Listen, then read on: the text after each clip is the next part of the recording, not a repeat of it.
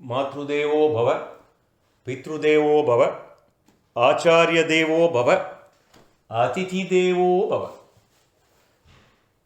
सच्चिदानन्दरूपाय विश्वोत्पत्त्यादिहेतवे तापत्रयविनाशाय श्रीकृष्णाय वयं नमः। संसारसागरे मग्नं दीनं मां करुणानिधे कर्ममोहगृहीताङ्गं मामुत्तरभवार्णवात्। எல்லாரும் அவள் அம்மா அப்பாவை நமஸ்காரம் பண்ணிட்டு அவள் ஆச்சாரிய நமஸ்காரம் பண்ணிட்டு ஸ்ரீமத் பாகவதாக்கியோயம் பிரத்யக்ஷம் கிருஷ்ணன் என்கின்ற உணர்வோடு நம்ம இன்றைய சத்சங்கத்துக்குள்ளே நாம் பிரவேசிப்போம்.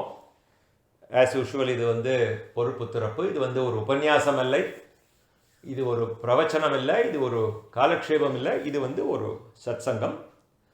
அனுதினம் பாகவதம்னு நம்ம ஒரு 20 நாளாக ஸ்ரீமத் பாகவத மகாபுராணத்துலேருந்து அத்தியாயமாக நம்ம வாசிச்சுட்டு வரோம். இன்னைக்கு நம்ம 13வது அத்தியாயத்துக்குள்ளே நாம் பிரவேசிக்க போகின்றோம். அதற்கு முன் பூர்வ கதை சங்கிரகம். நேத்திக்கு நம்ம 12வது அத்தியாயத்தில் பரீட்சித்து பிறக்கிறத பற்றி பார்த்தோம்.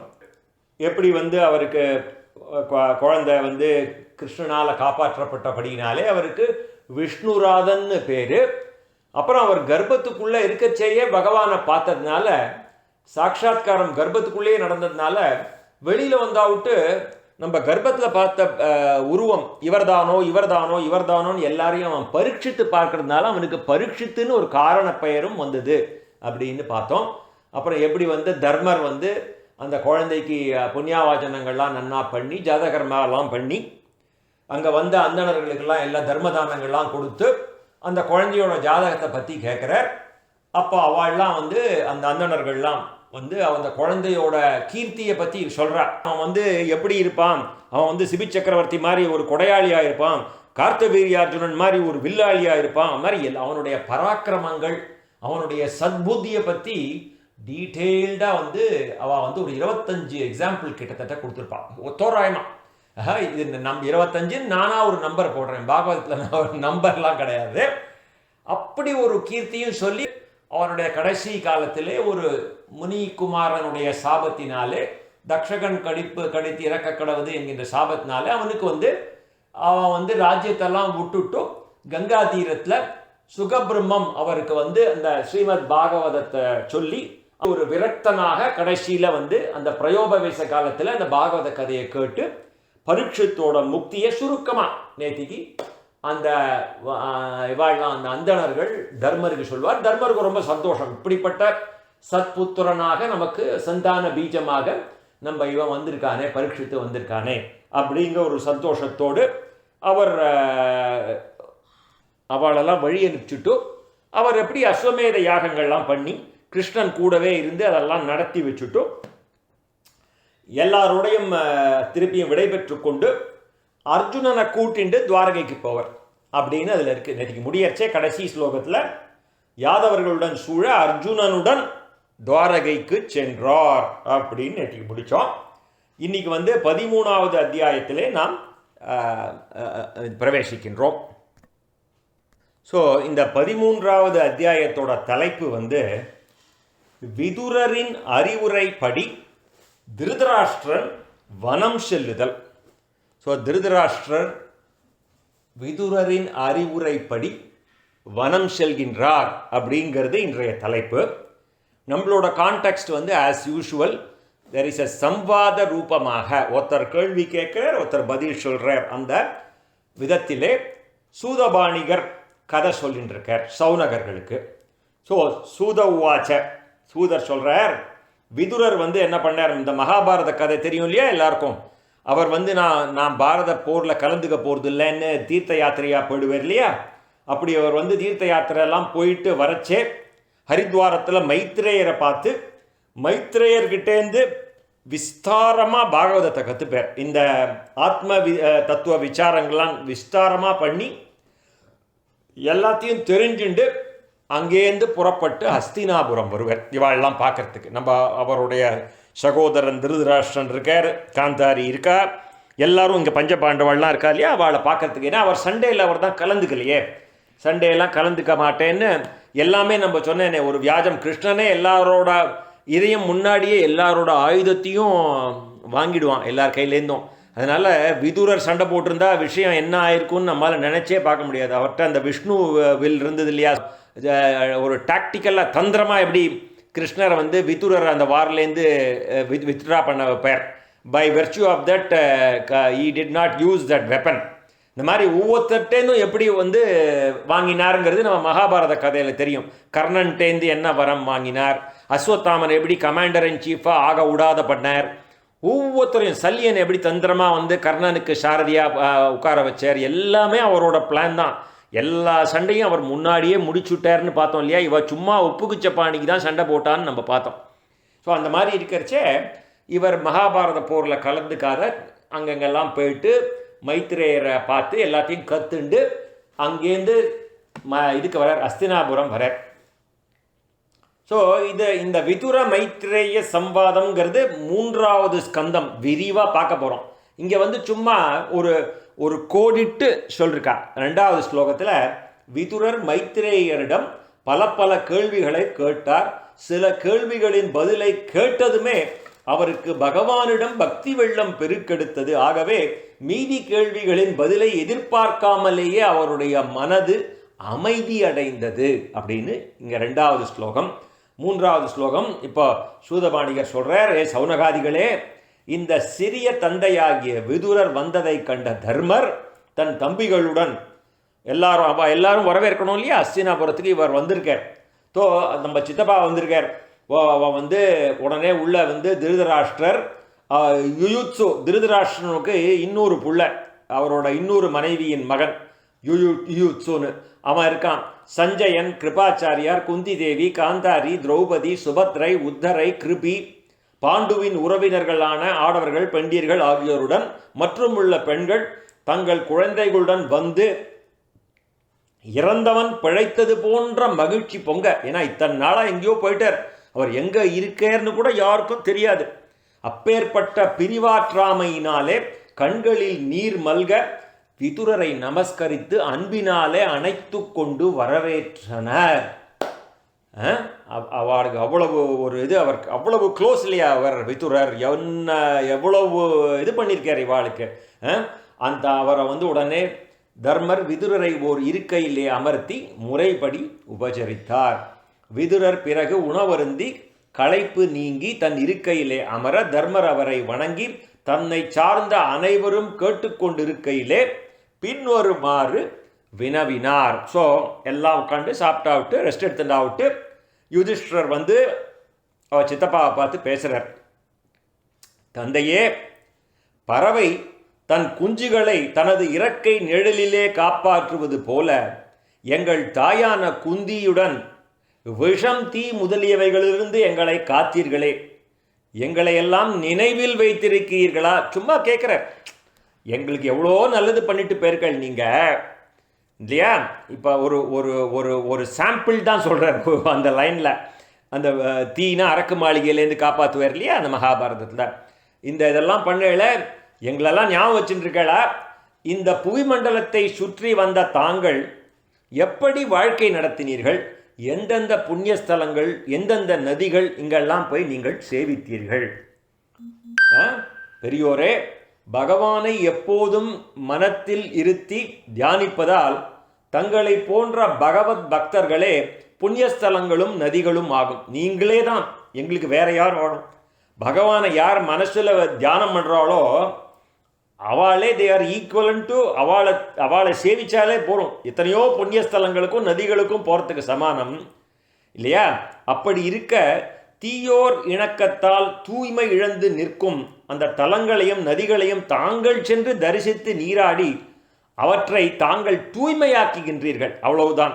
அதனால் உங்களை சேவிச்சாலே எங்களுக்கு இத்தனை புண்ணியம் கிடைக்கிறது. அப்படி இருக்கிறச்சே நீங்கள்லாம் எதுக்கு போகிறேன்னா, நான் என்ன நினைக்கிறேன், நீங்கள்லாம் அங்கே போய் அந்த இடத்துல நீராடி அந்த இடத்த பாவனமாக பண்ணிட்டு போகிறேன். ஏன்னா எத்தனையோ பாவிகள் வந்து அங்கே தீர்த்தம் ஆடுறா, இந்த நதிகளில் எத்தனையோ பாவிகள் கோவிலுக்கு வரா. ஸோ இந்த மாதிரி உங்களை மாதிரி இவாள்லாம் வந்து பாகவதர்கள்லாம் அங்கே போய் அதை வந்து நீங்கள்லாம் தூய்மையாக்குகின்றீர்கள். ஸ்துதி பண்ணுற மாதிரி தானே வச்சுக்கோங்களேன். இதுவும் நம்ம நிறையா ஸ்துதிகள்லாம் பார்க்குற மாதிரி. அதனால் தந்தையே, ஸ்ரீ கிருஷ்ணனை தெய்வமாக நம்பியிருக்கும் நம் உறவினர்களும் அந்த நண்பர்களுமான யாதவர்களை கண்டீர்களா? எங்கெங்கெல்லாம் போன இல்லை. ஏன்னா ரொம்ப நாள் ஆச்சு. இந்த பரீட்சித்து பிறந்து கிருஷ்ணர் திரும்பி போயாச்சு. அதுக்கப்புறம் ரொம்ப நாள் ஒரு பெரிய கேப் நடுவில். ஸோ அங்கெங்கெல்லாம் எங்கெங்கெல்லாம் போன இல்லை. அந்த இவாள்லாம் எப்படி இருக்கா, மதுராவில் இவாள்லாம் எப்படி இருக்கா, யாதவர்கள்லாம் பார்த்தேளா, அல்லது அவர்களை பற்றிய செய்திகள் ஏதாவது கேள்விப்பட்டீர்களா?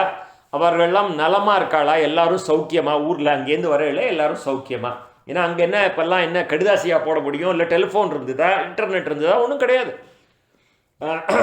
இவ்வாறு தர்மர் கேட்க விதுரர் யாதவகுலம் அழிவை தவிர தான் கண்ட மற்ற அனைத்தையும் விளக்கமாக கூறினார். ஸோ விதுரர் எல்லாத்தையும் சொல்கிறார். எங்கே போனேன், யாரெல்லாம் பார்த்தேன், எப்படி இருக்கான்னு. ஆனால் யாதவ குல அழிவை தவிர அப்படின்னு ஒரு லைன், அதை பார்ப்போம், அப்புறம் பார்ப்போம். கருணை நிறைந்த விதுரர் எதுகுலம் அழிந்த துக்க செய்தியை பாண்டவர்களால் தாங்கிக் கொள்ள முடியாது என்று நினைத்து அதை தன் வாக்கால் கூற மனமின்றி அதை சொல்லவில்லை. இந்த பின்னாடி பார்ப்போம் எப்படி வந்து இந்த யாதவ குலம் அவளே ஒருத்தருக்கு ஒருத்தர் சண்டை போட்டு அழிஞ்சிடும். ஏகாதச ஸ்கந்தத்தில் வரும் யாதவர்களுடைய சொர்க்காரோகணம் அப்படின்னு. ஸோ இந்த ராமாயணத்தில் இதுக்கும் ராமாயணத்துக்கும் இங்கேயும் என்ன வித்தியாசம்னா, ராமர் வந்து எல்லாரையும் அந்த இது முடிஞ்சா விட்டு எறும்புலேந்து எல்லாரையும் வைகுண்டம் அழிச்சுட்டு போனாருங்கிற மாதிரி ராமாயணத்தில் இருக்கும். இங்கே வந்து எதுகுல நாசம் எப்படி அவள் யாதவர்களுடைய சொர்க்காரோகணம்னு அவள் எதுகுலத்தில் வந்து ஒரு செருக்கு ஜாஸ்தி ஆகிடும். நம்மளாம் கிருஷ்ணனுடைய ஆட்கள்ங்கிற மாதிரி எல்லாமே பகவானுடைய எண்ணம், அவருடைய எண்ணத்தை நம்மால் புரிஞ்சிக்க முடியாது. அதனால் அவளுக்குள்ளேயே சண்டை போட்டு ஒருத்தருக்கு ஒருத்தர் சண்டை போட்டு இந்த எதுகுலம் அவள் வந்து யாதவர்களுடைய சொர்க்காரோகணம் பற்றி பின்னாடி நம்ம ஏகாதச ஸ்கந்தத்தில் பார்ப்போம். அந்த மாதிரி யாதவ குலம் அழிஞ்சுடுத்துன்னு இப்போ இவாள்கிட்ட வந்து சொன்னால் இவாளால் தாங்கிக்க முடியாது அந்த விஷயத்தை. அதனால் அதை தவிர அதை கூற தன்வாக்கால் கூற மனமின்றி அதை சொல்லவில்லை. ஸோ பாண்டவர்கள் விதுரரை தெய்வமாக எண்ணி உபச்சாரம் பண்ணுறார். விதுரரும் தன் தமையனான திருதராஷ்டிரருக்கு தத்துவோபதேசம் செய்து கொண்டு அனைவருக்கும் பிரியனாக சிறிது காலம் அங்கு வாசம் செய்தார். அவர் வந்து அங்கே கொஞ்ச நாள் அவர் வந்து அவளோட இருக்கார் இவரும் இல்லையா. ஸோ யாரோட இந்த இவனுக்கு அட்வைஸ் பண்ணி பார்க்குறார் திருதராஷ்டிரனுக்கு. யமதர்மன் மாண்டவிய மகரிஷியின் சாபத்தாலே 100 வருட காலம் வேளாளராக இருக்க வேண்டி இவர் விதுரராக பிறந்தார். ஒவ்வொருத்தரும் ஒரு பகவானுடைய ஒரு தேவதையோட ஒரு அம்சம். ஸோ இந்த விதுரர் சாட்சாத் யமதர்மன் மாண்டவிய மகரிஷியின் சாபத்தாலே 100 வருட காலம் வேளாளராக இருக்க வேண்டி விதுரராக பிறந்தார்.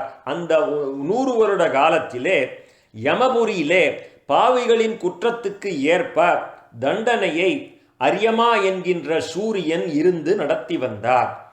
அரசுரிமையை திரும்ப பெற்ற இந்த தர்மர் குலத்தை தழைக்கச் செய்யும் தன் பேரன் பரீட்சித்து லோகபாலகர்களைப் போன்ற தன் தம்பிமார்கள் உயர்ந்த செல்வம் ஆகியவற்றால் மகிழ்ந்து ஒளி மிகுந்து விளங்கினார். இப்போ இவர் வந்துட்டார், விதுரர் வந்தாச்சு. விதுரர் திருதராஷ்டிரனுக்கு அட்வைஸ் எல்லாம் பண்ணி முடிக்கிறார். என்னென்னலாம் பார்த்தேன் அப்படின்னு எல்லா விஷயத்தையும் சொல்கிறார். விதுரர் யாருங்கிறத இங்கே ஒரு லைனில் சொல்லி முடிச்சுட்டா.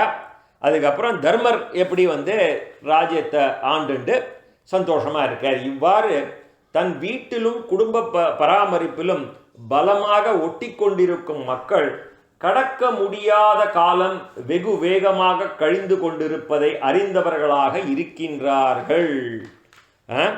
அரசுரிமையை திரும்ப பெற்ற தர்மர் குலத்தை தழைக்கச் செய்யும் தன் பேரன் பரீட்சித்து தம்பிமார்கள் ஆகியவற்றால் மகிழ்ந்து விளங்கினார்.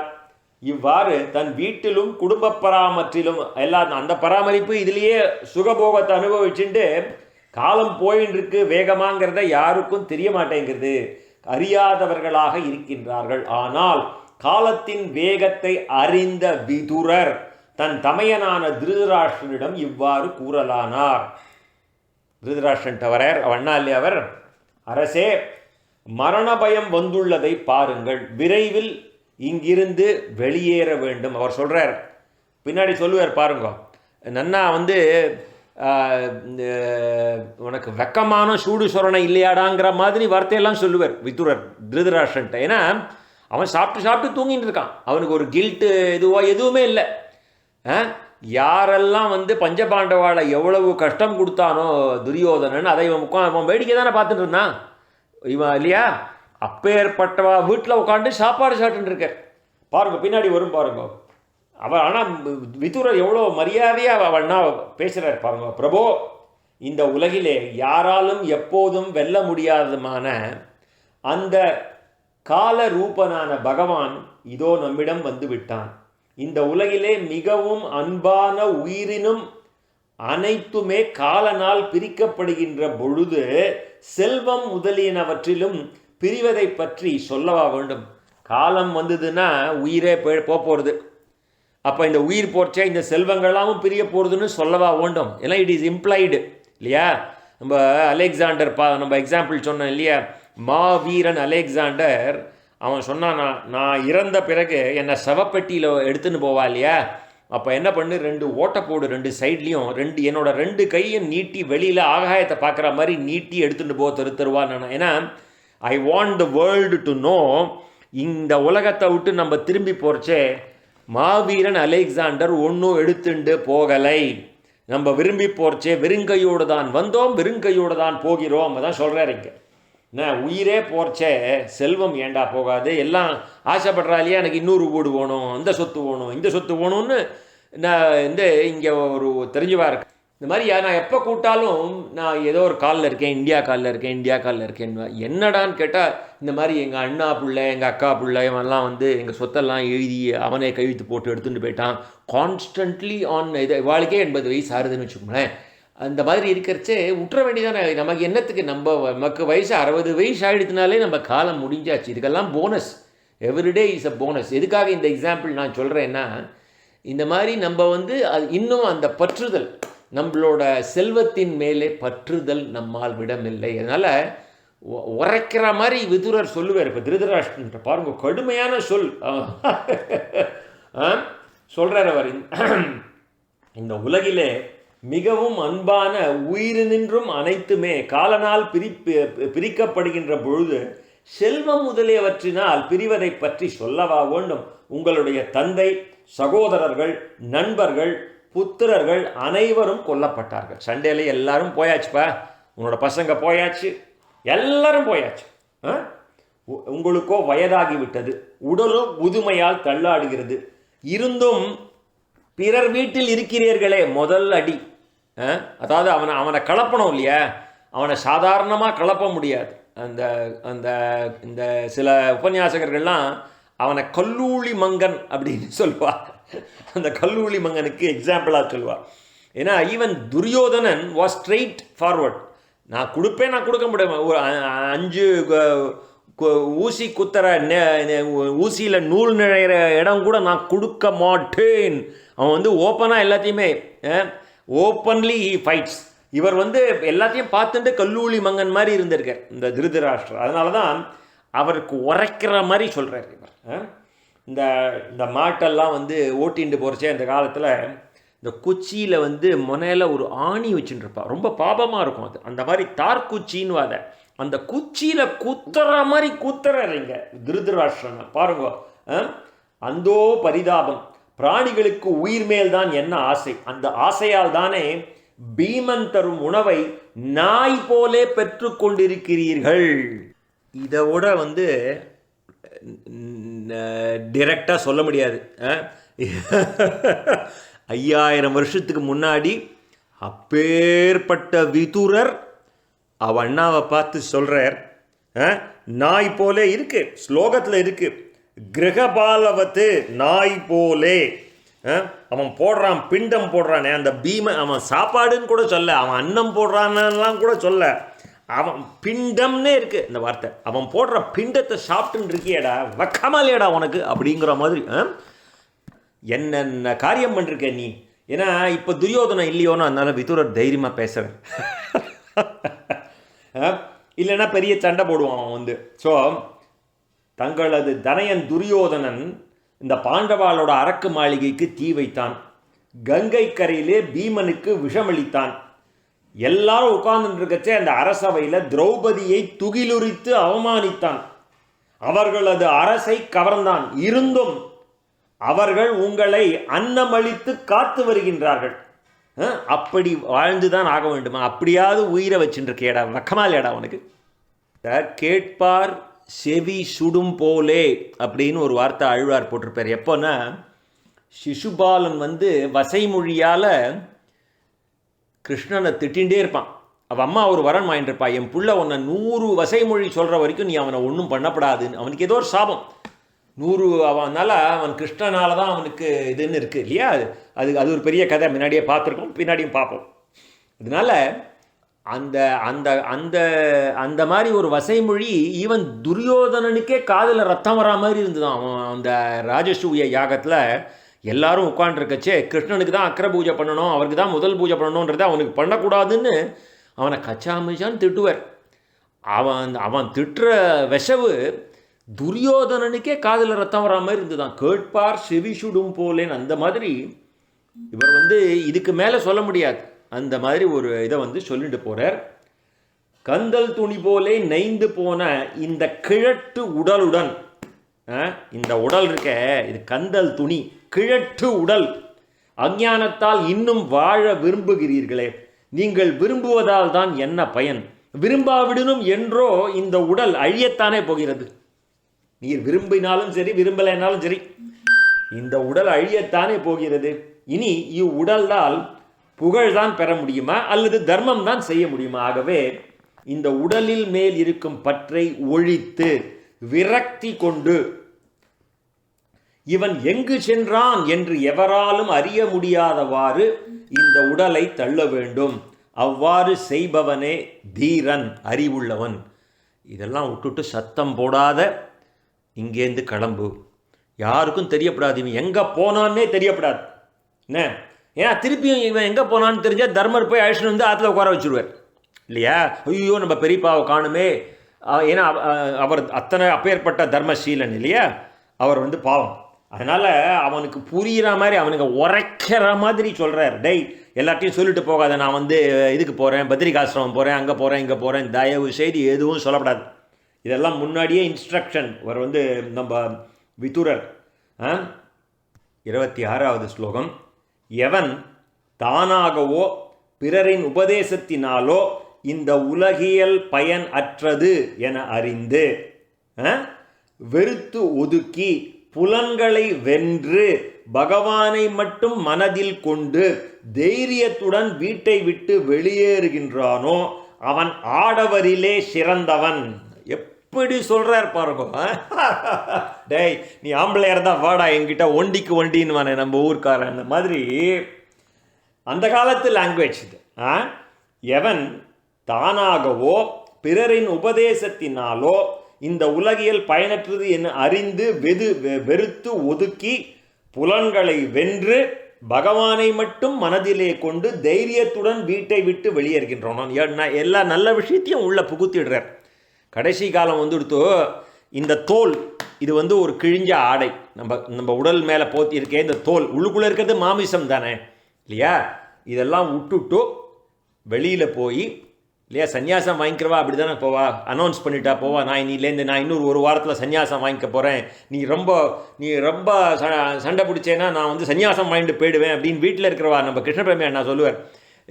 யார் நான் போய் இந்த அடிக்கடி நம்ம வீட்டில் சண்டை வந்ததுன்னா பயமுடுத்துவா சில பேர், நான் போய் கிணத்துல குதிச்சு விட்றேன்னு. ஆக்சுவலாக யாராவது நான் வந்து கிணத்துல குதிச்சு விட்றேன்னு யாராவது சொன்னால் அவளுக்கு நம்ம உடந்தையாக இருக்கக்கூடாது, அவளை நம்ம காப்பாற்ற வேண்டியது நம்ம கடமை. ஆனால் நம்ம வீட்டில் இருக்கிறவா அடிக்கடி நான் கிணத்துல குதிச்சுட்றேன்னா நீ கவலைப்பட வேண்டாம், ஏன்னா அவள் எங்கேயும் குதிக்க மாட்டான். அந்த மாதிரி சன்னியாசம் வாங்கிக்க போகிறேன்னு சொல்கிறான், வாங்கிக்க மாட்டான். சன்னியாசம் நிஜமாகவே வாங்கிக்கிறவன் சொல்லிக்காமல் போயிடுவான் இல்லையா. சிலதெல்லாம் வந்து ஆழமாக மண்டேல ஏறுற மாதிரி ஆணி அடிக்கிற மாதிரி சொல்கிறார். சிலதெல்லாம் வந்து சன்னியாசம் உனக்கு எல்லா வேலையும் முடிஞ்சு கொடுத்தோம், எல்லாம் பார்த்தாச்சு, எல்லாரையும் இழந்தாச்சு, இனிமேல் இந்த கிழிஞ்ச உடலை வச்சுட்டு என்ன பண்ண போகிற, அதனால் நீ சன்னியாசம் வாங்கிக்கோ. எடுத்த உடனே 10 வயசு 15 வயசில் நீ இப்போ தான் கல்யாணம் பண்ணிட்டு இருக்க, நாளிலேருந்து நீ காசி யாத்திரை போறியா போடா அப்படிங்கிற மாதிரி சொல்லலை அவர். ஸோ அதை அந்த காரணத்தோடு தான் அவர் சொல்கிறார். ஆகவே தாங்கள் யாரும் அறியாதவாறு இங்கிருந்து வடக்கு நோக்கி செல்லுங்கள். அவர் டிரெக்ஷன்லாம் கொடுக்குறார். நான் எங்கடா போவேன்னு கேட்டக்கூடாதுன்னு எங்கே போனோன்னு ஜிபிஎஸ் கொடுக்குறார். இனி வரும் காலம் மனிதர்களது நற்குணத்தை மாற்றி தீய குணமாக செய்யக்கூடியது. கலி வரப்போகுது. இன்டைரக்டாக சொல்கிறார், இனி வரும் காலம் மனிதர்களது நற்குணத்தை மாற்றி தீய குணமாக செய்யக்கூடிய. இனி வரும் காலம்னு 5000 வருஷத்துக்கு முன்னாடி சொன்ன காலம் இந்த காலம்தான், நம்ம காலம்தான் இது. 5000 வருஷத்துக்கு முன்னாடி இனி வரும் காலம் அது வந்துடுத்து, நம்ம பார்த்தாச்சு.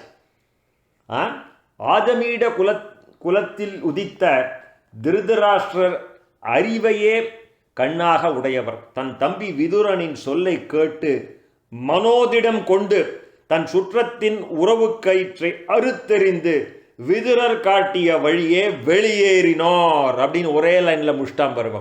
இங்கே Dhritarashtra he did not argue back, he did not defend. வார்த்தையே இல்லை பாருங்க. நீ என்ன எப்படி சொல்லலாம், எப்படி அவன் வீட்டில் நீ சாப்பிட்றன்னு என்னம்மா நீ சொல்லலாம். சில பேர் சண்டை போட வருவா இல்லையா, அதெல்லாம் ஒன்று இவருக்கு தெரியும். he is guilty. என்ன அதனால் வாயே திறக்கலை பாருங்க. ஒரே ஸ்லோகத்தில் இந்த இந்த இந்த ஆஜமீட குலத்திலே உதித்த இந்த திருதராஷ்டிரர் தன் அறிவையே கண்ணாக உடையவர். தன் தம்பியான விதுரனின் சொல் கேட்டு மனோதிடம் கொண்டு தன் சுற்றத்தின் உறவு கயிற்றை அறுத்தெறிந்து விதுரர் காட்டிய வழியே வெளியேறினார் அப்படின்னு ஒரே லைன் 28வது ஸ்லோகம். ஒரு நல்ல வீரனுக்கு போரிலே ஏற்படும் விழுப்புண் அவனுக்கு மகிழ்ச்சியை அளிக்கும். அதே போல உலகியலை துறந்த சான்றோர்களுக்கு இமயமலை யாத்திரை மகிழ்ச்சி அளிப்பது. சிறந்த கற்பு அரசியாகிய சுபலராஜன் மகள் காந்தாரியும் தன் கணவனுடன் பின்தொடர்ந்து சென்றாள். ஸோ அவளும் ஒன்றும் பேசலை. அவர் பர்த்தா போறார், பின்னாடியே திருதராஷ்டிரோட காந்தாரியும் போறார். தர்மபுத்திரர் யார்ட்டையும் சொல்லிக்கல இல்லையா. அதனால் தர்மபுத்திரருக்கு என்ன ஆச்சு ஒன்றும் தெரியாது. What has happen, the conversation the transpired ஒன்றும் தெரியாது இவருக்கு. தர்மபுத்திரர் இவர் ராவா கிளம்பி போய்டுறா. தர்மபுத்திரர் காத்தால சந்தியாவந்தனம் அக்னிஹோத்திரம்லாம் முடிச்சுட்டோம், நித்திய கர்மானுஷ்டங்கள்லாம் முடிச்சுட்டோம். அன்றைக்கி எள்ளு பொண்ணு பூமி பசு அந்தனக்கெல்லாம் தானம் பண்ணிட்டோம். அவள் அப்பாவை சேவிக்க வருவர். அவள் அப்பானா திருதராஷ்டிரர் தானே இல்லையா, பெரியப்பா. தன் தந்தையான திருதராஷ்டிரை வணங்குவதற்காக அவருடைய திருமாளிகைக்கு வரார். அங்கு பார்த்தா அவரையும் காணும், காந்தாரியை காணும், விதுரரையும் காணும், 3 பேரையும் காணும். ஸோ இவளுக்கு ரொம்ப துக்கமாயிடுது மனம். ஏன்னா இவளுடைய தானே இருந்திருக்கா இத்தனால. மனம் வருந்திய தர்மர் அங்கே உட்கார்ந்திருந்த சஞ்சயனை பார்த்து கேட்குறார், சஞ்சயா, கண்ணிழந்த முதியவரான எனது தந்தை எங்கே?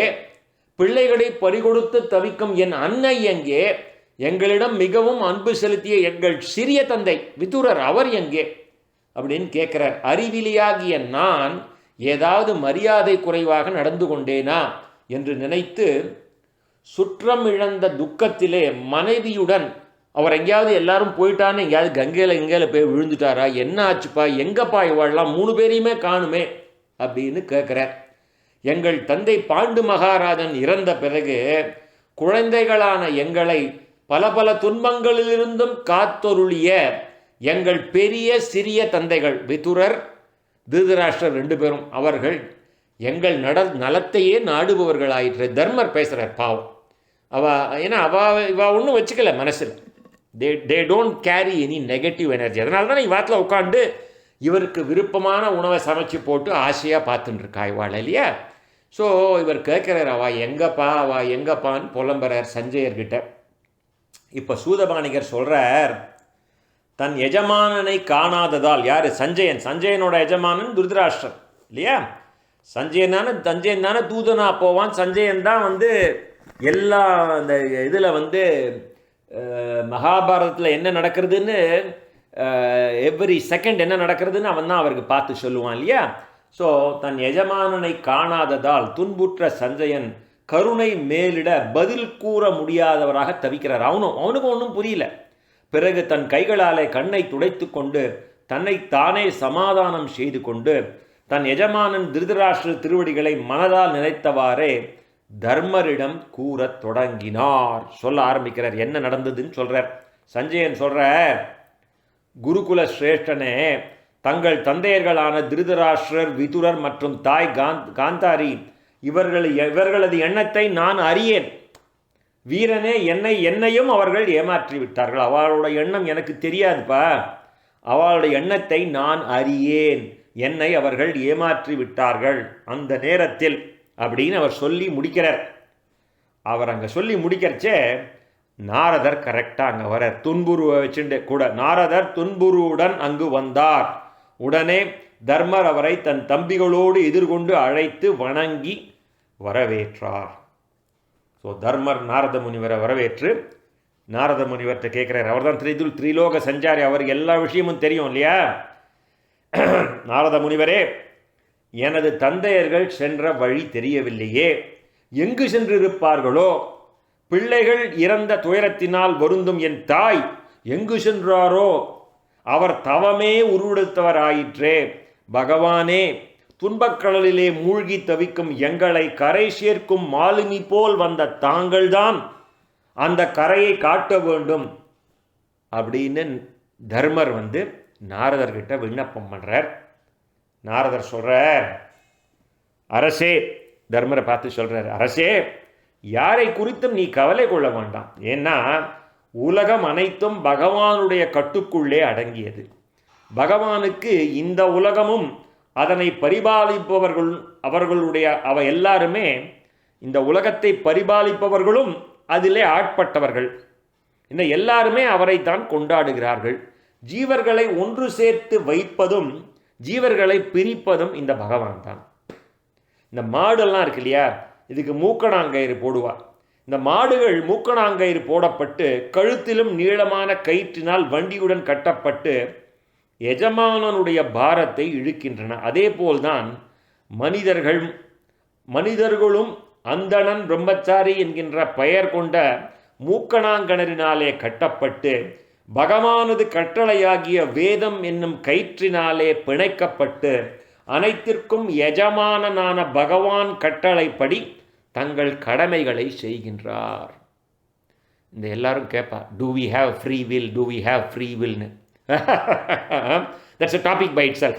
That's a big topic. But a small answer has been given here. நம்ம எல்லாருமே we are all bound by everything. பகவான் is responsible for everything. இல்லையா? நம்ம எப்போவுமே சொன்னோம், அந்த கர்த்தத்துவம் இருக்கப்படாது. நான் பண்ணலப்பா, பகவான் பண்ணுறேன். அதான் இங்கே எப்படி நம்மெல்லாம் மனுஷங்கள்லாம் மனிதர்களும் அந்தணன் பிரம்மச்சாரி என்ற பெயர் இதெல்லாம் labels. We all take labels. நான் ஐ ஆம் த ஃபாதர். நம்ம இந்த ஆத்மா ஆண் சரீரத்தை எடுத்துக்கொண்டபடியினாலே இதுக்கு ரங்கராஜன் அப்படிங்கிற பெயர் கிடச்சிது அப்படின்னு பார்த்துருக்கோம் நிறைய வாட்டி. அதே மாதிரி அதுக்குள்ளேயே we assign lot of labels. நமக்கு குழந்தை இருக்கிறதுனால நம்ம தகப்பன் ஆகிட்டோம். நம்ம இன்னொருத்தரோட குழந்தையினால நம்ம பிள்ளை ஆகிட்டோம். நம்ம தகப்பனார் இன்னொருத்தரோட குழந்தையாக இருக்கிறதுனால நமக்கு தாத்தா இருக்கேன். ஸோ அதனால் நம்மளை பேரன்கிறோம். ஸோ நம்மளை குழந்தையாக பாவிக்கிறோம், நம்மளை தகப்பனாக பாவிக்கிறோம், நம்மளை பேரனாக பாவிக்கிறோம். நமக்கு பேரன் வந்தாவட்டும் நம்மளை தாத்தாவா. இது மாதிரி we assign the same man is getting so many labels, the same thing. இந்த மாதிரி மனிதர்களும் அந்தணன் பிரம்மச்சாரி என்கின்ற லேபிள்ஸ் இந்த பெயர் கொண்ட மூக்கடாங்கயிறினாலே கட்டப்பட்டு பகவானது கட்டளையாகிய வேதம் என்ற கயிற்றினாலே பிணைக்கப்பட்டு அனைத்திற்கும் எஜமானான பகவானின் கட்டளைப்படி தங்கள் கடமைகளை செய்கின்றான். இது very very important point. we can discuss for several hours. அதாவது பகவான் நம்மளை படைக்கிறச்சே தர்மமான வழியில் வாழ்க்கை நடத்தணும். நம்ம the goals of human life பற்றி பார்த்துருக்கோம். தர்ம அர்த்த காம மோட்சம், அறம் பொருள் இன்பம் வீடு. பகவான் நம்மளை படைக்கிறச்சே தர்மமான வழியில் வாழ்க்கை நடத்துன்னு நமக்கு வேதத்தை கொடுத்துருக்க. அறம் பொருள் சேர்த்துக்கோ, தர்மமான வழியில் பொருள் சேர்த்துக்கோ, இன்பம் தர்மமான வழியில் இன்பத்தை அனுபவி. இதெல்லாம் முடிச்சுட்டோ வீட்டுக்கு வந்து சேரு. அதான் முக்தி. திரும்பி அவரோட வீட்டுக்கு போகிறது இல்லையா? நம்ம என்ன பண்ணுறோம்? நம்ம வேதத்தில் இருக்கிறதையா ஃபாலோ பண்ணுறோம்? இல்லையே. நம்ம என்னென்ன அதர்மங்கள்லாம் இருக்கோ எல்லாத்தையும் பண்ணுறோம் இல்லையா? ஸோ அதனால் என்ன ஆகுது? கர்த்தృత్వం வருது. பகவானுடைய கட்டளைப்படி நம்ம வாழ்க்கையை நடத்தினோம்னா, நான் பண்ணலப்பா, நான் இந்த காரியத்தை நான் பண்ணல, அவர் பண்ணுறாருன்னு தைரியமாக சொல்லலாம். ஏன்னா நம்ம வேதத்தின்படி வாழ்க்கை நடத்தினோம்னா நம்ம பண்ணல, அவருக்காக நான் இந்த வண்டியை இழுக்கிறேன்னு சொல்லிட்டு போயிட்டே இருக்கலாம். நம்ம என்ன பண்ணுறோம்? அதை எங்கே ஃபாலோ பண்ணுறோம் இல்லையா? வேத பிரணிகிதோ தர்மம் இருக்கு. வேதத்தால் விதிக்கப்பட்டது தர்மம், வேதத்தால் விலக்கப்பட்டது அதர்மம். நம்ம அதெல்லாம் பண்ணுறதுனால நம்ம கர்த்தృత్వం வேறு. நமக்கு நான் தான் பண்ணுறேன்னு பாபத்தை சேர்த்துக்கிறோம். we get into the cycle of samsara. so this is a topic by itself. so இதை எவ்வளோ சூக்ஷமமாக இந்த ஒரே ஒரு ஸ்லோகத்தில் சொல்கிறார். அவர் சொல்கிறார், அடிக்கடி சொல்லுவார் இந்த பாகவதத்தில். ஏன்னா அப்பேற்பட்ட வேதாந்தங்கள் நிறைந்த ஒரு கிரந்தம். அந்த கிரந்தம் தான் இந்த பாகவதம். சாக்ஷாத் பகவான். 41வது ஸ்லோகம். அது விளையாடும் குழந்தை விளையாட்டு கருவிகளை சில சமயம் சேர்த்து வைக்கும், சில சமயம் பிரித்து வைக்கும். அது அதன் மனம் போலத்தான். அதே போல பகவானும் இந்த உலகிலே மனிதர்களை தன் விருப்பப்படி சேர்த்தும் பிரித்தும் வைத்து விளையாடுகிறான். இதெல்லாமே அவருக்கு ஒரு லீலை. இதெல்லாமே ஒரு லீலா வினோதம். அவருடைய மனதை யாராலும் புரிந்து கொள்ள முடியாது. அதுக்கு தான் நம்ம வாழ்கின்ற இந்த பிரபஞ்சத்தை லீலா விபூதி அப்படின்னு சொல்லுவோம். நம்மளோட வீடு இது இல்லை. நம்மளோட வீடு நித்திய விபூதி. நம்ம திருப்பி அங்கே தான் போனோம். நம்ம இதெல்லாம் பண்ணி கடைசியில் அறம் பொருள் இன்பம் வீடு, அந்த வீட்டிலேருந்து இங்கே வந்திருக்கோம். இது நம்ம இங்கேருந்து காசி கயா காஷ்மீர் போயிட்டு வரா மாதிரி நம்ம இங்கே வந்திருக்கோம். இது முடிஞ்சாவிட்டு நம்ம ஊருக்கு போனோம். அதுக்கு அந்த ஊருக்கு போகிறதுக்கு டிக்கெட் இருக்குது. அதுக்கு உண்டான சம்பாத்தியம், அந்த டிக்கெட் வாங்குறது தான் நம்மளுடைய புண்ணியம். அந்த டிக்கெட்டை இந்த கரன்சி இஸ் புண்ணியம். ரைட்? ஸோ உலகம் அடுத்தது 43வது. உலகம் ஜீவனாயிருக்கும் தன்மையிலே அது அழிவற்றது. உடல் என்னும் நிலையிலே அழிவுள்ளது. சேதனம் எனில் அது சேதனமாக இருந்தாலும் அழிவற்றது. ஜடம் எனில் அழிவுள்ளது. ஆனால் நிர்குண பிரம்மஸ்வரூபத்தில் பார்த்தால் அது நித்தியமும் இல்லை, அனித்தியமும் இல்லை. ஆக அழியும் பொருள் அழிவதில் துன்பமுற காரணம் இல்லை. எல்லாமே அழியத்துக்காக தாண்டா படைச்சிருக்கான். அதனால் அழியும் பொருள் அழிவதில் அதில் என்ன துன்பம், அதுக்கு என்ன காரணமே இல்லை. அழிவற்ற பொருள் அழிவதில்லை. அழிவற்ற பொருள் ஆத்மா அழியாதது. அழிவற்ற பொருள் அழிவதில்லை என்பதாலும் துன்பம் இல்லை. எனவே தாய் தந்தையரை குறித்து எந்த வகையிலும் வருத்தம் உற வேண்டாம். இந்த வருத்தத்திற்கு காரணம் அறியாமையினால் வந்திடும் பாசம்தான். அவர் அப்பா, இவர் பெரியப்பா, நான் அவரோட புள்ள, இதெல்லாம் label. The label we assign இருக்க வேண்டியதான். நம்ம கிரகஸ்தனாக இருக்கச்சே கிரகஸ்த தர்மத்தை அனுஷ்டிக்கணும். நம்ம குடும்பம் கிரகஸ்த தர்மத்தை அனுஷ்டித்த பிறகுதான் நம்ம பெரியவாளே வானப்பிரஸ்தம் வாங்கிக்கிறது, சன்னியாசம் வாங்கிக்கிறதுலாம் சொல்லியிருக்கா. கிரகஸ்தனாக இருக்கச்சே நீ உடனேயே இது விட்டுட்டு போ அப்படின்லாம் சொல்லலை. தான் அவர் சொல்கிறார். இதெல்லாம் முடிச்சாச்சு, எல்லாம் பார்த்தாச்சு, எல்லாரையும் இழந்தாச்சு. இன்னும் என்னடா உட்காந்துருக்க, கிளம்புன்னு சொல்லி அவரை கிளப்பிட்டார். அதே தான் நாரதர் திருப்பி ரீஇன்ஃபோர்ஸ் பண்ணுறார். நீ என்னடா நீயா பண்ணுற இதெல்லாம்? பகவான் யாரை சேர்க்கணும், யாரை பிரிக்கணும், எப்போ சேர்க்கணும், எப்போ பிரிக்கணும்னு அவனின்றி ஓர் அணுவும் அசையாது அவர் பண்ணிட்டு இருக்கார். ஆகையினாலே ஏ தர்மநந்தனா, கதியற்றவர்களும் தீனர்களுமான என் தாய் தந்தையர் என்னை விட்டு பிரிந்து எவ்வாறு வாழ்வார்கள் என்ற அறியாமையினால் உண்டான உன் கலக்கத்தை விட்டுவிடு. நான் போயிட்டேன்னா அவள் என்ன பண்ணுவாளோ, இவா என்ன பண்ணுவாளோ, பகவான் பார்த்துப்பேர். இந்த அறியாமையை விட்டுடு. பஞ்சபூதங்களினால் ஆக்கப்பட்ட இந்த உடல் காலம், கர்மம், முக்குணங்கள் ஆகியவற்றின் வசம் உள்ளது.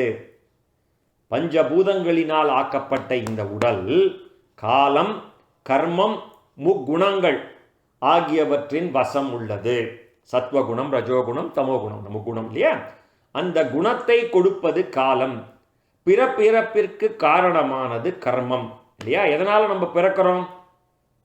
இல்லையா? நம்ம கர்மம், பூர்வ ஜென்ம கர்மத்தினால தான் நம்ம திருப்பி திருப்பி பிறக்கிறோம் இல்லையா? ஸோ அதை தான் ஒன்றா சொல்லிட்டே வர. இந்த குணம் உனக்கு எங்கேருந்து வருது? இந்த குணத்தை கொடுப்பது காலம். பிறப்பிற்கு அதனால தான் நம்ம சத்துவ குணத்தை வளர்த்துக்கிறோம். எப்படி சத்துவ குணத்தை வளர்த்துக்கிறோம்? இந்த மாதிரி சத்சங்கத்தில் இருக்கும், நல்ல சேர்க்கை, நம்மளோட சேர்க்கை, நம்மளுடைய சாகவா, நம்ம யாரோட பழகிறோமோ அந்த சேர்க்கை இல்லையா? நல்லவாளோட பழகினா நல்ல புத்தி வருது. இதெல்லாம் தான் ஒன்று ஒன்றா சொல்லிகிட்டே வருவார். பிறப்பிற்கு காரணமானது கர்மம், இவற்றிற்கு சாதனமானது, அதாவது உபாதான காரணம் அந்த குணம். இந்த மலைப்பாம்பின் வாயிலே விழுந்த ஒருவன் வேறொருவனை எவ்வாறு காப்பாற்ற முடியும்? ஒரு மலைப்பாம்பில் வாயிலே விழுந்த ஒருவன் இன்னொருத்தன் எப்படி அவ்வாறு காலத்தின் வசப்பட்ட ஒருவன் மற்றொருவனை காப்பது எப்படி? நீயே நாளைக்கு இருப்பியோ இருக்க மாட்டியோன்னு தெரியாது இல்லையா? இது என்ன சாஸ்வதம்? நீ அவளை யார் காப்பாற்றுவான்னு பற்றி கவலைப்படுறியடா. மலைப்பாம்பின் வாயிலே, நம்மளாம் மலைப்பாம்பின் வாயிலே ஏற்கனவே விழுந்தாச்சு. காலத்தின் இதில் தான் நம்ம இருக்கோம் இல்லையா? we all came to this world with an expiry date. நீயே மலைப்பாம்போட வாயில் விழுந்தாச்சு. அப்படி இருக்கிறச்சே காலத்தின் வசப்பட்ட, நம்மளாம் வசப்பட்ட ஒருவன் மற்றொருவனை காப்பது எவ்வாறு? எவ்வளோ பெரிய வேதாந்தத்தை ஒரே ஒரு ஸ்லோகத்தில் அப்படி சொல்லி அப்படி டபக்குன்னு முடிச்சுடுறா பாருங்க. இதுக்கெல்லாம் பல மணி நேரம் நிறையா பேர் வேதாந்தா லெக்சர் கொடுப்பா இதுக்கு இல்லையா? ஸோ 46வது ஸ்லோகம், கைகள் இல்லாத மீன் முதலியன கைகளுள்ள மனிதர்களுக்கும் கால்கள் அற்ற புல் முதலியன 4 கால் பிராணிகளுக்கும் மேலும் பெரிய ஜந்துக்களுக்கும் மேலும் பெரிய ஜந்துக்களுக்கு சிறிய ஜந்துக்களும் என்று உலகிலே ஒரு உயிர் மற்றொரு உயிருக்கு உணவாக அமைகிறது. another excellent point. மீன்லாம் இருக்கே, கைகால்கள் இல்லாத மீன் கையுள்ள இவாளுக்கு உணவாக போகிறது. கால்கள் அற்ற புல்லாம் 4 கால் பிராணிகளுக்கு உணவாக போகிறது. அதே மாதிரி பெரிய ஜந்துக்களுக்கு சிறிய ஜந்துக்கள் உணவாக போகிறது. அதனால் உலகிலே ஒரு உயிர் மற்றொரு உயிருக்கு உணவாக அமைகிறது. நேற்றுக்கு சிபி சக்கரவர்த்தி கதை பார்த்தோம் இல்லையா? அதில் அந்த கழுகு கேட்கும் இல்லையா, எனக்கு உணவு இந்த புறா, இதை நீ காப்பாற்றிட்டேன்னா நான் எங்கே போவேன் சாப்பிட்றதுக்குன்னு சிபிகிட்ட கேட்கும் இல்லையா? அப்போ சிபி தன்னுடைய இதோட சிறந்த உணவு தரேன்னு தன்னுடைய தொடையிலேருந்து சதையை அறுத்து கொடுப்பார் இல்லையா? தன் உயிரையே மொத்தமாக கொடுக்க தயாராகிடுவார். அந்த மாதிரி அந்த பாயிண்ட்டு தான் இங்கே சொல்கிறா, ஒரு உயிர் மற்றொரு உயிருக்கு உணவாக அமைகிறது. அரசே, பகவான் தான் தனக்குத்தானே ஒளிர்பவன், அவன்தான் ஜீவாத்மாவிலே விளங்கும் பரமாத்மா, இன்ப துன்பங்கள் அளிக்கும் பொருளும் அவனே, அவற்றை அனுபவிப்பவனும் அவனே, மாயையினாலே பலபடியாக தோன்றுபவனும் அவனே. நீ இந்த தத்துவத்தை கண்டு உணர்வாயாக. ஜீவாத்மாக்குள்ள விளங்கும் பரமாத்மா, நம்ம சொல்லுவோம் இல்லையா, நம்ம வைஷ்ணவ சம்பிரதாயத்தில் சொல்லுவா, இந்த சரீரத்தை உடலாக கொண்டு இந்த ஜீவாத்மா உள்ளே இருக்குது. இந்த ஜீவாத்மா ரங்கராஜன் என்கின்ற ஆண் சரீரத்தை எடுத்து கொண்டிருக்கிறது. அந்த ஜீவாத்மாவையே சரீரமாக வைத்துக்கொண்டு அந்தர்யாமியாக பரமாத்மா உள்ளே உட்காண்டிருக்கார் அப்படின்னு. அதான் பகவான் அந்தர்யாமியாக உள்ளே இருக்கார். ரைட்? ஸோ அந்த பாயிண்ட்டை இங்கே எம்ஃபசைஸ் பண்ணுறா. இது 47வது ஸ்லோகம். 48, மா மன்னரே, அனைவரையும் காக்கும் அந்த பகவானே இப்பொழுது இந்த புவியிலே அரக்கர்களை அழிக்க காலனாக, காலம்தான் சாட்சாத் பகவான், காலனாக அதாவது ஸ்ரீ கிருஷ்ணனாக திரு அவதாரம் செய்துள்ளார். தேவர்களின் பொருட்டு செய்யப்பட வேண்டிய செயல்கள் அநேகமாக எல்லாம் செய்து முடிக்கப்பட்டன. அவர் மீதமுள்ள காரியங்களை எதிர்நோக்கி இருக்கின்றார். அவ்வுலகில் அவர் இந்த உலகில் இருக்கும் வரை நீங்களும் காத்திருங்கள். நாரதர் இன்டைரக்டாக இண்டிகேட் பண்ணுறார். திருதராஷ்டிரன் எப்போ கிளம்பணும்னு விதுரர் ஒரு ரன்னா அவர் மண்டையில் உரைக்கிற மாதிரி சொல்லி அழைச்சிட்டு போயிட்டார்.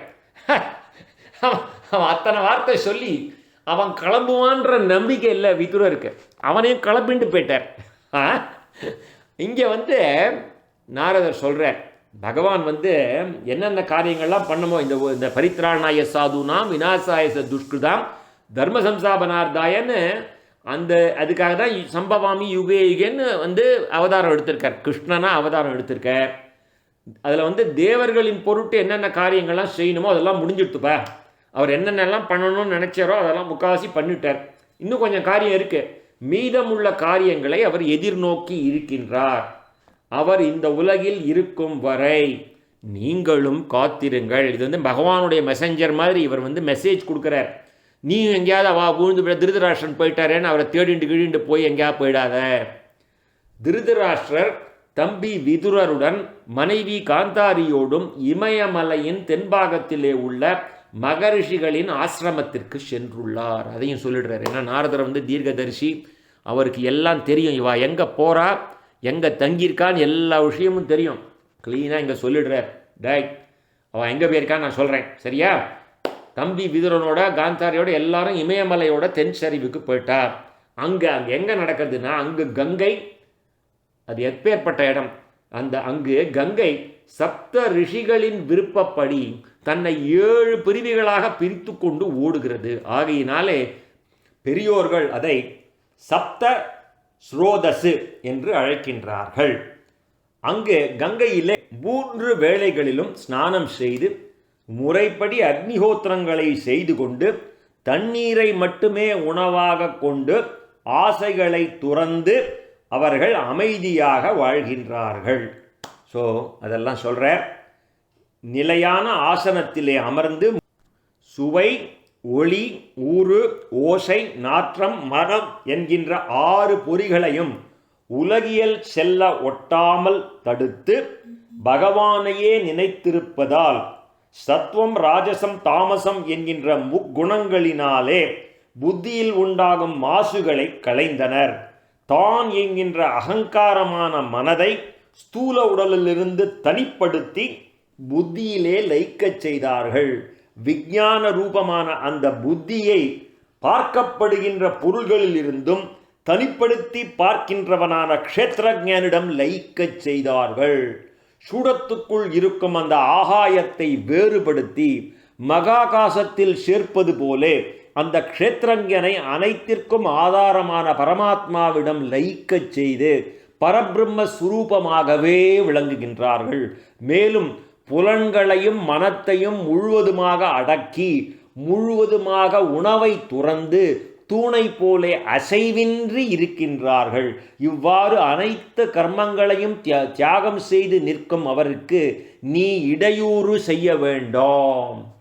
ஸ்ட்ராங்காக கொடுக்குறார்கள். அவள் எப்பேற்பட்ட நிலையில் இருக்கான்னு பார்த்துக்கோ. என்னென்னலாம் விட்டுட்டு ஆத்ம சாட்சா்காரம் அடைந்து பரமாத்ம சாட்சா்காரம் அடைந்து பரமாத்மாவிடம் எல்லாத்தையும் லயிக்கச் செய்து பரபிரம்ம சுரூபமாகவே ஆயிட்டாவா. அப்பேற்பட்ட ஒரு உன்னதமான நிலையில் இருக்காவா. புலன்களையும் மனதையும் முழுவதுமாக அடக்கி உணவையெல்லாம் துறந்து தூணை போலே அசைவின்றி இருக்கின்றார்கள். இவ்வாறு அனைத்து கர்மங்களையும் தியாகம் செய்து நிற்கும் அவர்களுக்கு நீ இடையூறு செய்ய வேண்டாம். அங்கே தயவு செய்து அந்த பக்கம் போயிடாத. அரசே, இன்றிலிருந்து 5வது நாளில் அவர் தன் உடலை விடப்போகின்றார். யாரு? திருதராஷ்டிரன் முதல்ல சொல்றார். அவ்வுடலும் யோக அக்னியினாலே சாம்பலாக போகின்றது. முதல்ல திருதராஷ்டிரர் சொல்றார். இன்னிலிருந்து 5வது நாள் அன்னைக்கு அவர், ஏன்னா சிங்குலரில் தான் சொல்றார், தன்னுடைய உடலை விடப்போகின்றார். அவ்வுடலும் யோகாக்னியினாலே சாம்பலாக போகின்றது. அடுத்தது, தன் கணவரின் உடல் பர்ணசாலையுடன் காரியபத்தியம் முதலான அக்னிகளினாலே எரிக்கப்படும் பொழுது வெளியிலே நிற்கும் கற்புக்கரசியான காந்தாரியும் தன் கணவரை பின்தொடர்ந்து அதே அக்னியிலே புகுவாள். முதல்ல திருதராஷ்டிரர் விட போறார். அந்த காரியபத்தியம் முதலான அக்னிகளினாலே எரிக்கப்படும் பொழுது அந்த கற்புக்கரசியான காந்தாரியும் தன் கணவரை பின்தொடர்ந்து அதே அக்னியிலே புகுவாள். அவ 2 பேரும் போயாச்சா? குருநந்தரே, விதுரர் தன் தமையன் வியக்கத்தக்க நற்கதி அடைந்ததால் அந்த மகிழ்ச்சியும் மரணமடைந்த பிரிவினால் துக்கமும் அடைந்து அங்கிருந்து தீர்த்த யாத்திரை மேற்கொள்ளப் போகின்றார். ஏன்னா அவருக்கும் இன்னும் ஏதோ விட்டக்குறை தொட்டக்குறை மாதிரி அவருக்கு ஏதோ காரியம் இருக்குது, இன்னும் முடியல. எப்படி பகவானுக்கு சில matters which she has to take care, இவ எல்லாமே ஒரு காரியத்துக்கு தானே பூலோகத்துக்கு வந்திருக்கா. விதுரருக்கு அந்த கர்சு பார்த்தோம் இல்லையா இன்னைக்கு, அவர் எதுக்காக பூலோகத்துக்கு வந்திருக்காருன்றதுனால குருநந்தரே விதுரர் தன் தமையன் திருதராஷ்டிரன் நல்ல கதி அடைஞ்சதுனால அவருக்கு வந்து ஒரு மகிழ்ச்சியும், மரணம் அடைந்ததுனால ஒரு துக்கம் இருக்கும் இல்லையா, அந்த துக்கம் எல்லாருக்கும் இருக்கும். மனுஷனாக பூலோகத்துக்கு வந்தாச்சுன்னா அது இருக்கத்தான் இருக்கும். அங்கிருந்து தீர்த்த யாத்திரை மேற்கொள்ள போகின்றார். இவ்வாறு கூறிய நாரதர் தும்புருவுடன் திரும்பி தேவலோகம் சென்றார். தர்மரும் நாரதர் கூறியதை மனதிலே கொண்டு வருந்துவதை விட்டொழித்தார் அப்படின்னு சொல்லி இன்னைக்கு இந்த 13வது அத்தியாயம் முடிகிறது. எப்படி வந்து விதுரர் திரும்பி வரார், திருதராஷ்டிரனுக்கு அறிவுரை கொடுத்து திருதராஷ்டிரனை இமயமலை சாரலுக்கு அழைச்சின்னு போய் அவருக்கு ஒரு சத்கதி உண்டு பண்ணி தானும் தீர்த்த யாத்திரைக்கு கிளம்பி போய் தர்மருக்கும் அறிவுரை பண்ணிட்டு போகிறார். நீ ஒன்றும் கவலைப்படாத, பகவானும் இங்கே இன்னும் இருக்கார். இந்த ஒரே ஒரு விஷயம் மாத்திரம் அவர் சொல்லலை, அந்த யாதவ குலம் அழிஞ்சு போயிடுதுங்கிறத அவர் சொல்லலை. அது பின்னாடி நம்ம பார்க்க போகிறோம் தசமஸ்கந்தத்தில். பகவான் இன்னும் கொஞ்சம் வேலை இருக்குப்பா, இன்னும் கொஞ்ச நாள் இருக்க அப்படின்னு சொல்லிட்டு அவரும் ரொம்ப ஒரு பக்கம் திருதராஷ்டிரன் போன துக்கம், இன்னொரு பக்கம் அவனுக்கு சத்கதி அடைஞ்சுட்டாருங்கிற ஒரு நல்ல இது சந்தோஷம், ஒரு நிறைவு. அதோடு அவரும் தீர்த்த யாத்திரை கிளம்பி போகிறார். இந்த மாதிரி தான்ப்பா எல்லாரும் இதான் ஆயின்றிருக்கு அப்படின்னு நாரதரும் இவாள்கிட்ட சொல்லிட்டு தும்புருவோட கிளம்பி அவரோட இதுக்கு போயிட்டார். அவர் வந்து தேவலோகம் திரும்பி போயிட்டார். தர்மரும் நாரதரை கேட்டுண்டு இனிமேல் வருந்தக்கூடாது அப்படிங்கிற வருத்தத்தை விட்டொழித்தார். ஸோ ஸ்ரீமத் பாகவத மகாபுராணம் 1வது ஸ்கந்தம் 13வது அத்தியாயம் முற்றிற்று. எதக்ஷரபத பிருட்டம் மாத்ராயினம் துயத் பவேத்தே தத் சர்வம் க்ஷம்யதாம் தேவம் நாராயண நமோஸ்துதே விசர்கபிந்து மாத்ராணி பத பாதாட்சராணி ச நியூனானி சாதி நிக்னானி சமஸ்வ புருஷோத்தம. நாமசங்கீர்த்தனம் யஸ்ய சர்வ பாப பிரணாசனம் பிரணாமோ துக்க சமனஹாசம் தம் நமாமி ஹரிம் பரம். ஸ்ரீஹரயே நமः, ஸ்ரீஹரயே நமः, ஸ்ரீஹரயே நமः. கோபிகா ஜீவனஸ்மரணம் கோவிந்தா கோவிந்தா. நாராயண.